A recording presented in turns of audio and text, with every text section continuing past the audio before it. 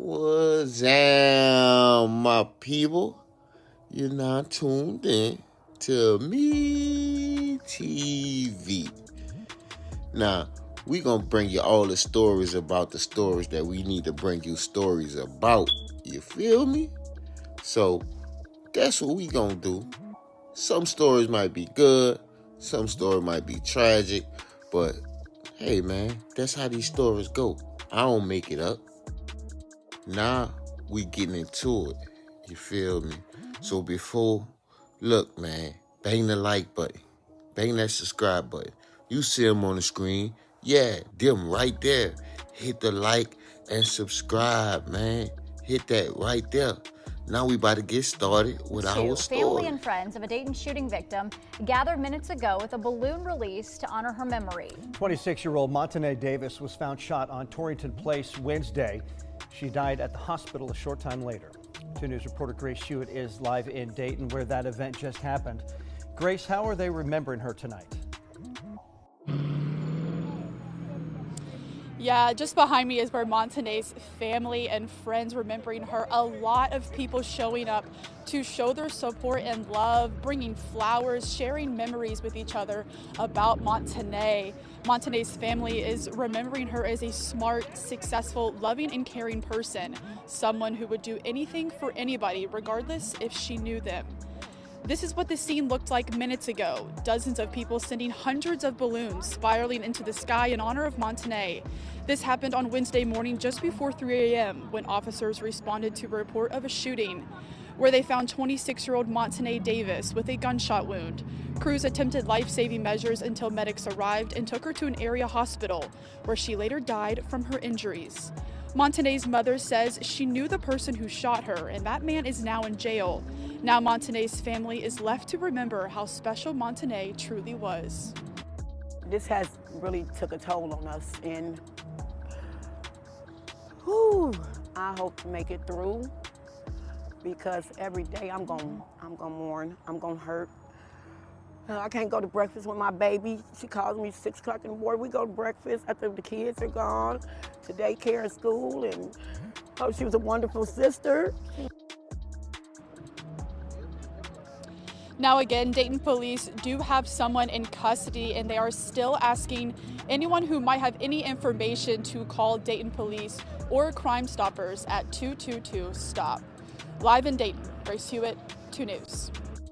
Yo, you already know I'm back with another one on Me TV 1.0. If you new to the channel, go ahead, show some love and hit that sub. And if you've been here, man, I appreciate you. You heard me? Like and share if you care.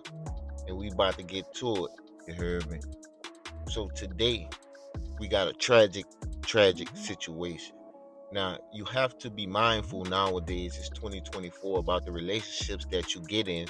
And not just that, you have to be mindful of the things that people say in these relationships. Also, if you are a woman, you need to have some sort of protection or multiple forms of protection.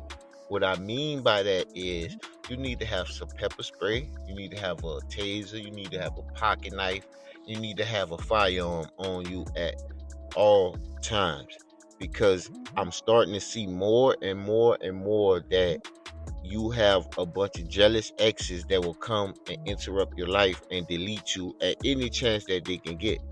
The more and more I do these stories, the more and more of these stories that pop up. And this is crazy and it's tragic.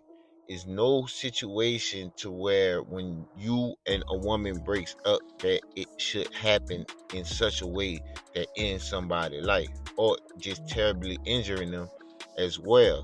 Understand, everything ain't perfect, everything don't go well, but let me stop talking. We have Montanay Davis, rest in peace, and condolences to her family. 26-year-old mother of 2. She was working at a registered nurse, and she was a very well liked and very well loved individual. You feel me? And it's tragic that her life ended in such a way. But she was dealing with this 24-year-old guy, Jamarte Brown, and they had recently broke up. And she started to move on. and she had just recently got the registered nurse position because it takes some time for you to go through school and then a proper certification. So she started living better as they started breaking up. And as you can see her on this picture with her 2 kids, she was a very loving and devoted mother. And she was a very loving and devoted person. This is what made her good at her job. She wasn't just any registered nurse. She was actually damn good at her job. So as they broke up, he seen her on the uprise. He seen her living her life, doing what she's supposed to do. And she started to move on with a man, an individual, goes by the name of Jamarte Brown. But she had found another individual that chose to take her on trips, chose to love her as she needed to be loved. As seen on her Instagram, she posted this guy a whole lot. So of course, not only, let me take a pause.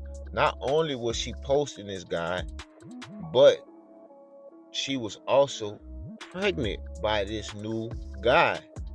And throughout the pregnancy, the guy Brown, Jamarte Brown, who's the actual guy who committed this whole offense, he steady tried to get her back in this process. Of course, it was no dice. It seems from the pictures and the videos that were seen and posted from Instagram, it seems like the new guy was a very loving guy and he was planning to, really build and set a life together. Mind you, Jamarte Brown is not the father of her first kid either. So he just basically the odd man out. So fast forward, they have the baby, and after they have the baby, a month or two after they have the baby, that's when this situation took place. The police was called out because, or it was reported to the police. I don't know exactly if they came out, but it was definitely reported to the police that somebody was trying to break in her house that same night, right before this incident took place.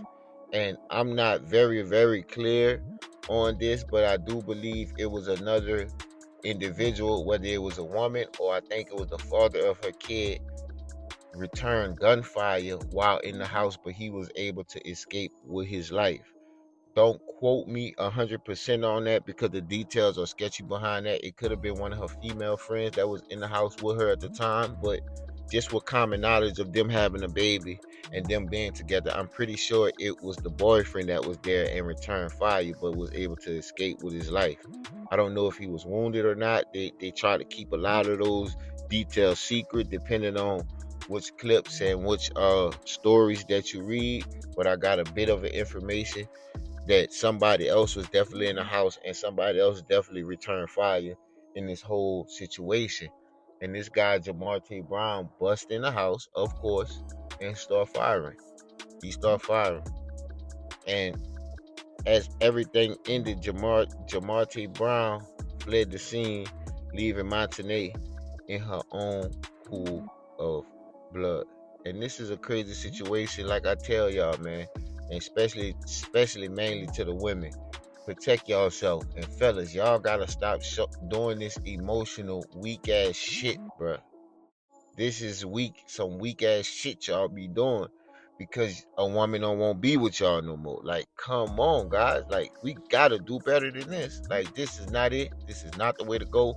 But I ain't gonna hold you no longer. I'm gonna leave you guys with a couple of news clips so y'all can peek that out.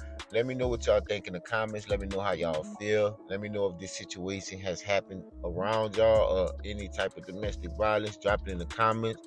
Let me know where y'all watching it from, listening from, and if you made it this far, man, I appreciate it so much, man. I appreciate it, man. Keep running it up, man, and let's get to 100K. That's the goal, man. That's the goal. That's the goal. But I'm about to leave y'all with this, man, and I'll be back with another one. You already know on Me TV 1.0. Looking for her killer. They said the shooting may have happened in front of her own children. Now, this happened in Montgomery County about 3 o'clock this morning on Torrington Place, just off Salem Avenue. News Center 7's Mike Campbell joins us live with what 911 calls and police are telling him. Mike? Well, Well, Gabrielle, investigators downtown at the Dayton Police Department headquarters and those here at the West Patrol Operations Division tell me the entire homicide squad is working on this case. Now, you could actually hear shots being fired when one person dialed 911, and it appears the victim herself made a chilling call moments earlier. 911, what's the address of the emergency? We are not using the audio that appears to be the 26-year-old victim. She told dispatchers an ex-boyfriend was calling her, threatening to shoot up her house, and she told dispatchers she had 2 children. Then dispatchers received a second call they believe from another adult female that was in the house, but that call dropped. Hello? 911, we got a call from this number. Is everything okay? Where are you? Where are you?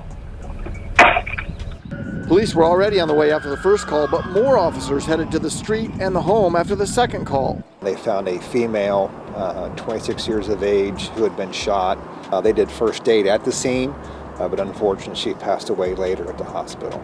Dayton Police Major Brian Johns told us they are following up on some information shared with them in the 911 calls. There is information that we are aware of, that there was like a break-in there first, that there was like a fight taking place, and then the shots were actually fired, and she was struck and killed. Police told me their forensic services unit recovered a lot of evidence that they are analyzing. They didn't want to tell me if someone in the home returned fire against the person that broke in or not. They also wouldn't confirm if the victim's children were in the home when the tragedy took place. I cannot comment yet on that. We do have a person of interest that we're trying to follow up on. Our entire homicide unit right now is out working this complaint, trying to bring some resolution and some justice for the victim and her family. Back live now. Police could not tell me if they've had previous calls from the victim in this case or from the home where this happened. They are checking that, and we will let you know what they discover. Reporting live, Mike Campbell, News Center 7.